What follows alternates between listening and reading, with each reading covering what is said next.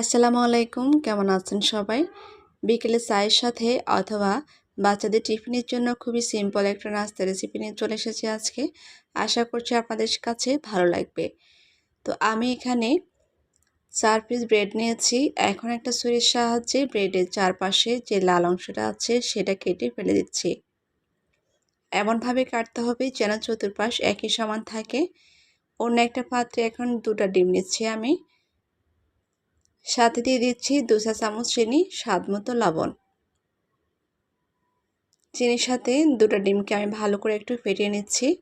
আর ফেটানোর পরে এখানে আমি দিয়ে দিচ্ছি ১ কাপ পরিমাণ লিকুইড দুধ।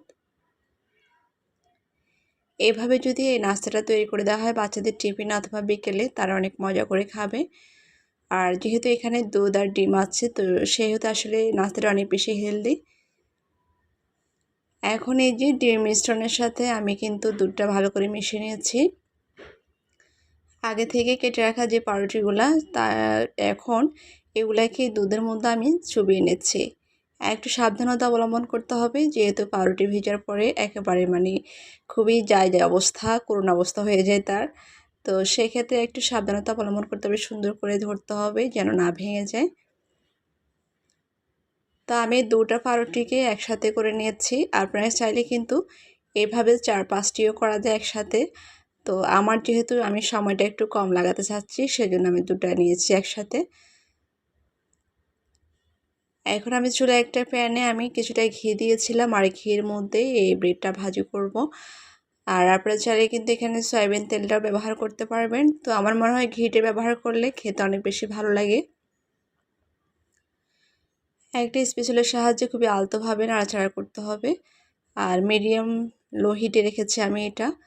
হাই হিটে যদি এটা হাই হিটে রাখি তাহলে একেবারে পুড়ে যাবে, আর ভিতরটা কিন্তু হবে না। যেহেতু দুধে ভিজানোর কারণে এই পাউরুটিটা কিন্তু অনেক বেশি নরম আছে, ভিতরটা কিন্তু ভালো হতে একটু সময় লাগবে।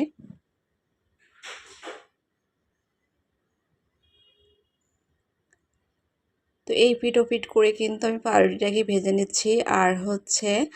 আর পাশে যে অংশটা আছে সেগুলোকে আমি একটা কাঁটা চামচের সাহায্যে ধরেছি এক হাত দিয়ে, আর একটা পাশে স্প্যাচুলা। তো এইভাবে কিন্তু আমি ভেজে নিয়েছি চতুর্পাশ, দেখে বুঝতে পারছেন।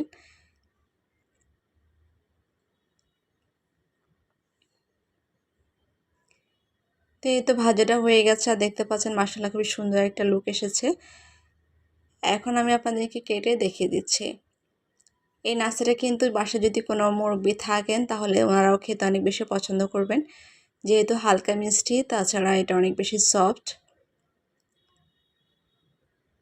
দেখতে কিন্তু একেবারে স্যান্ডউইচের মতো লাগে, খেতে কিন্তু কোনো অংশে কম না স্যান্ডউইচ থেকে। আর এটা যেহেতু বাসায় তৈরি, তো এটা তো আসলে অনেক বেশি স্বাস্থ্যসম্মত। সব কিছু মিলে ভিডিওটা আজকে আপনাদের কাছে কেমন লেগেছে অবশ্যই আপনারা জানাবেন। যদি ভালো লাগে তাহলে আমার পেজটি ফলো এবং আমার ইউটিউব চ্যানেলটি সাবস্ক্রাইব করে পাশে থাকবেন সবাই। আর যারা অলরেডি করে ফেলেছেন তাদের প্রতি অনেক অনেক কৃতজ্ঞতা জানাচ্ছি। আজকে খুবই সিম্পল একটা নাস্তা রেসিপি শেয়ার করছি আপনাদের সাথে। আশা করছি আপনাদের কাছে ভালো লাগবে। এটা কিন্তু আপনারা হয়তো অনেকেই ট্রাই করেছেন, আবার হয়তো অনেকে একেবারেই করেননি। তো যারা করেননি তারা একবার হলেও ট্রাই করবেন, এটা খেতে ভীষণ মজা। সেজন্য এখানে পেঁয়াজ কুচি, কাঁচামরিচ কুচি, ধনিয়া পাতা কুচি, আদা রসুন বাটা, গরম মশলা গুঁড়া, জিরে বাটা, স্বাদমতো লবণ, একটা ডিম দিয়েছি, আর বেকিং সোডা দিয়েছি। এখন সবগুলোকে ভালোভাবে কষলে নিচ্ছি। এই পর্যায়ে এখানে দিচ্ছি আমি সুজি। তবে সুজির পরিমাণটা খুব বেশি দেওয়া যাবে না, মোটামুটি দিতে হবে, কারণ খুব বেশি দিলে এটা শক্ত হয়ে যাবে আর পিঠাটা খেতে ভালো লাগবে না। আমি এখানে সুজি অল্প অল্প করে দুবারে নিয়েছি।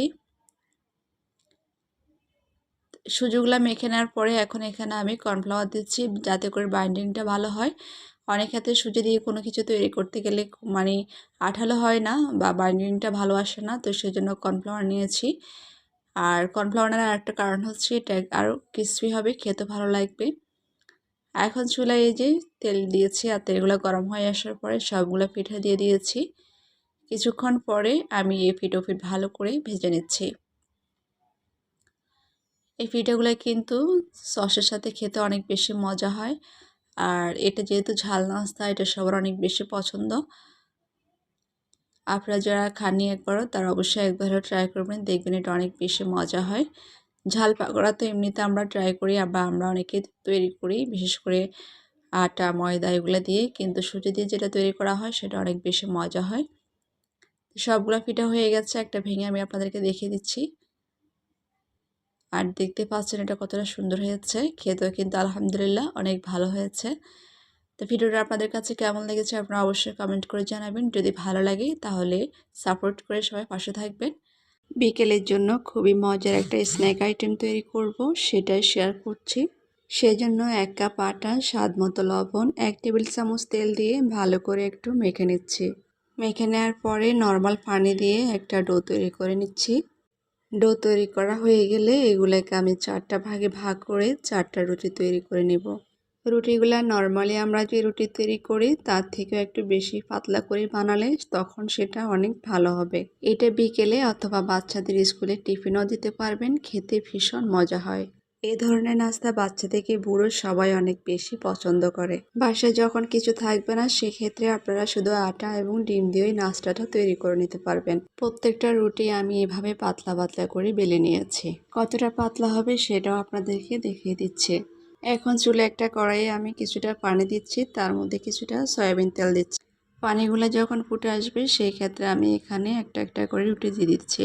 রুটি দেওয়ার পরে এগুলাকে পানিতে খুব বেশিক্ষণ রাখা যাবে না, ঘড়ি ধরে একেবারে বরাবর 1 মিনিটের মতো রাখতে হবে, না হলে এগুলা খেতে ভালো লাগবে না। রুটি দেওয়ার পরে বরাবর আমি 1 মিনিট রেখেছি। 1 মিনিট পরে এটা একটা ছাঁকনির সাহায্যে তুলে এটাকে ভালো করে পানি ঝরিয়ে শুকিয়ে নেব। এখন দেখতে পাচ্ছেন আমি একটা চাকনির সাহায্যে এটা চুলা থেকে তুলে নিচ্ছি, আর তুলে নেওয়ার পরে এটা আমি ভালো করে শুকিয়ে নিয়েছি। এখন রুটিটাকে আমি দুপাশ থেকে ভাঁজ করে নিব। একটা ছুরি নিয়ে তার সাহায্যে আমি রুটিটাকে নড়িচের মতো করে চিকন চিকন করে কেটে নেব। এভাবে আপনারা চাইলে আপনাদের পছন্দ মতো চিকন অথবা তার চেয়ে একটু মোটা করে কেটে নিতে পারেন। আমি কিভাবে ভাঁজটা করেছি সেটা আপনারা খেয়াল করলে বুঝতে পারবেন। প্রত্যেকটা রুটিকে আমি এভাবে ভাঁজ করে তারপর কেটে নিয়েছি। কাটার পরে এটা দেখতে এতটা সুন্দর লাগে যে খাওয়ার আগে দেখে মনটা ভরে যায়। দেখতে পাচ্ছেন আমি এগুলাকে ছুরির সাহায্যে কিভাবে কেটে নিচ্ছি, আর কেটে নেওয়ার পরে এখন একটা একটা করে আমি এগুলা থেকে আলাদা করে সুন্দর করে একটু মেলে নিচ্ছি। মেলে নেওয়ার পর এখন কি আপনাদের মনে হচ্ছে না এটা একেবারে দোকান থেকে রামেন নুডলস কিনে এনেছি, সেম সেরকমই দেখাচ্ছে। এভাবে তো আমি সবগুলা তৈরি করে নিচ্ছি, আর তৈরি করার পরে দেখতে পাচ্ছেন মাশাআল্লাহ কতটা সুন্দর লাগছে দেখতে। এইভাবে তৈরি করার পরে যখন হাত দিয়ে ধরবেন তখন আপনার কাছে মনে হবে না এটা বাসায় তৈরি করেছেন। এখন এগুলাকে ভাজি করার জন্য আমি হাড় ছাড়া চিকেন নিয়েছি, সাথে আদা রসুন বাটা, জিরে বাটা, গরম মশলা গুঁড়া, লাল মরিচের গুঁড়া, কালো গোলমরিচের গুঁড়া, সয়া সস, সামান্য পরিমাণ লবণ দিয়ে ভালো করে একটু মেখে নিচ্ছি। এখন চুলে একটা প্যান দিয়ে তার মধ্যে কিছুটা পরিমাণ তেল, তারপর হচ্ছে পেঁয়াজ কুচি দিয়ে দিয়েছি। পেঁয়াজগুলো ভালো করে ভেজে নেওয়ার পরে এখানে মেখে নেওয়া চিকেনগুলো দিয়ে দিচ্ছি। তবে লবণ দেওয়ার সময় একটু মাথায় রাখতে হবে, যেহেতু আমরা এখানে সয়া সস দিয়েছি সেজন্য। চুলার আগুনটা হাই হিটে রাখতে হবে, না হলে চিকেনের ভিতর জুসি ভাবটা থাকবে না, খেতেও ভালো লাগবে না। চিকেনটা ভাজি করে নেওয়ার পরে এখানে কিছুটা বরবটি, গাজর কুচি, টমেটো কুচি দিয়েছি। এগুলাকে মাংসের সাথে ভালো করে একটু ভেজে নিচ্ছে। ভাজি করা হয়ে গেলে এই পর্যায়ে আমি যে নুডলসগুলো তৈরি করেছি সেগুলো এখানে দিয়ে ভালো করে একটু মিশিয়ে নিচ্ছি। চিকেনের পরিবর্তে এখানে চিংড়ি অথবা ডিম দিয়েও এই নুডলসটা ভাজি করে নিতে পারবেন, সেক্ষেত্রেও খেতে অনেক বেশি মজা হবে। নুডলসের সাথে এখন চিকেন আর সবজিগুলো ভালো করে একটু মিশিয়ে নিচ্ছি। এই ক্ষেত্রে চুলের আগুনটা একেবারে মিডিয়ামে থাকবে। এভাবে 2-4 মিনিট রেখে আমি চুলায় নুডলসগুলোকে ভালো করে একটু ভেজে নিব, তারপর চুলা থেকে নামিয়ে নিব। নামিয়ে নেওয়ার পরে দেখবেন এটা খেতে এতটা বেশি মজা যেটা বলার মতো না। একটু সুবিধার জন্য এখন আমি কাঁটা চামচের সাহায্যে নুডলসগুলোকে ভালো করে একটু নেড়ে ছেড়ে দিচ্ছি। নুডলসগুলো তো হয়ে গেছে, এখন আপনাদেরকে গরম গরম একটা ডিশের মধ্যে নিয়ে দেখিয়ে দিচ্ছি যে এটা দেখতে কতটা সুন্দর হয়েছে। চাইলে এভাবে আপনিও বাসায় বিকেলের নাস্তাটা তৈরি করে নিতে পারেন। পুরো ভিডিওটা আজকে কেমন লেগেছে অবশ্যই কমেন্ট করে আপনার মতামত জানাতে ভুলবেন না। দেখা হবে আবারও সবার সাথে নতুন কোনো ভিডিও নিয়ে, সে পর্যন্ত সবার জন্য অনেক অনেক দোয়া ও শুভকামনা। আসসালামু আলাইকুম।